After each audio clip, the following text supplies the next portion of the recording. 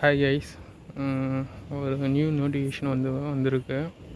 Government of India ministry of communication department of post அதுலேருந்து வந்திருக்கு. என்னென்னு பார்த்தீங்கன்னா ஜிடிஎஸ் போஸ்ட்டு.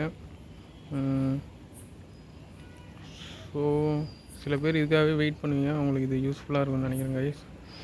லிங்க் மென்ஷன் பண்ணியிருக்காங்க. அப்ளை பண்ணுறவங்க அந்த லிங்க்லாம் அப்ளை பண்ணலாம்.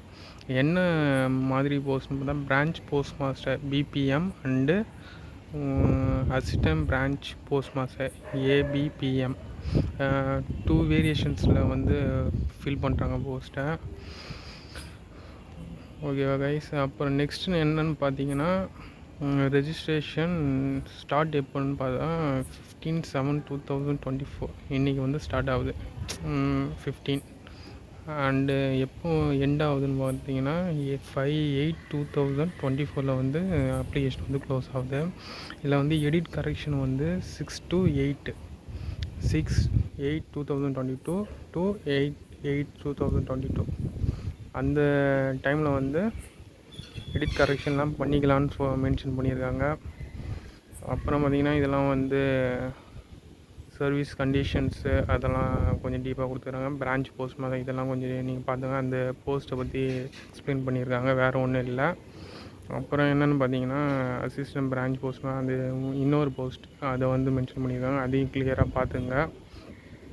டாக் செவாக் இது ஒரு போஸ்ட்டு, இது மென்ஷன் பண்ணியிருக்காங்க, அதுவும் பார்த்துங்க. என்னன்னு பார்த்தீங்கன்னா சேல்ரி பிபிஎம்முக்கு சேல்ரி எவ்வளோன்னு பார்த்தா 12,000 29,000 வரைக்கும் ஆல்மோஸ்ட் ஒரு 30,000 அது வரைக்கும் வருது. ABPM Dak Sevaks 10,000 24,000. So eligibility criteria for all post age limit 18 இயர்ஸ்லேருந்து 40 இயர்ஸ் வரைக்கும் மென்ஷன் பண்ணியிருக்காங்க. Relaxation in upper age relaxation also available guys. என்னென்னா அந்தந்த கேஸ்ட்டுக்கு ஏற்ற மாதிரி ரிலாக்ஸேஷன் கொடுத்துருக்காங்க, வேறு ஒன்றும் இல்லை. Education qualification secondary school examination pass certificate of 10th standard mention பண்ணியிருக்காங்க.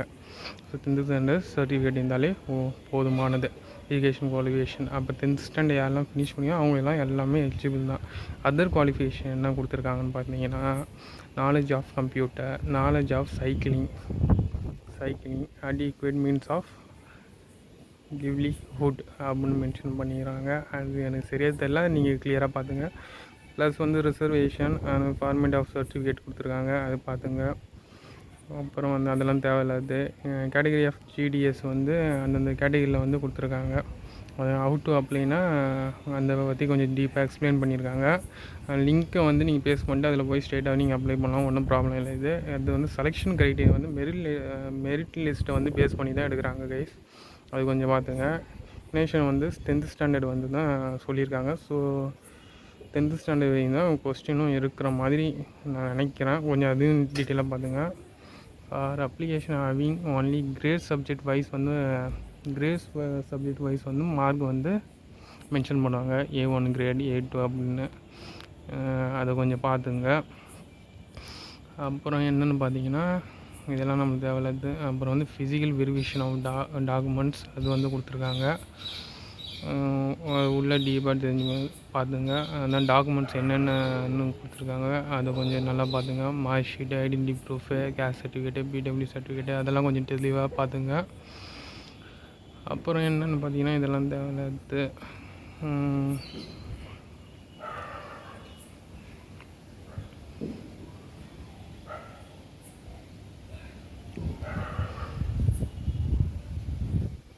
அப்புறம் இதெல்லாம் கொஞ்சம் கொடுத்துருக்காங்க, இதெல்லாம் தேவையில்லாது. அதில் ஆன்லைன் அப்ளிகேஷன் எப்படி சப்மிட் பண்ணலாம், இந்த இன்ஸ்ட்ரக்ஷன் ஆஃப் அப்ளிகன்ஸ் கொடுத்துருக்காங்க. அதை கொஞ்சம் டீட்டெயிலாக உள்ளே படித்து அதுபடி அப்ளை பண்ணுங்கள்.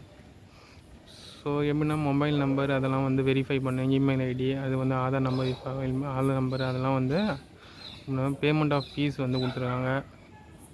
அதுதான் ட்ரான்ஸ்ஃபர் அப்படின்னு அந்தந்த கேஸ்ட் வைஸ் ஃபீஸ் கொடுத்துருக்காங்க. அது கொஞ்சம் டீட்டெயிலாக பார்த்துங்க. அப்புறம் என்னென்னு பார்த்தீங்கன்னா online application selection division reference அதெல்லாம் கொடுத்துருக்காங்க. Uploading documents reason photograph signature அதெல்லாம் எந்த ஃபார்மேட்லனா ஜேபிஜி ஃபார்மேட்டு. 50 கேபிக்கு அதிகமாக இருக்கக்கூடாது ஃபோட்டோ. அந்த சிக்னேச்சர் 20 கேபிக்கு அதிகமாக இருக்கக்கூடாது.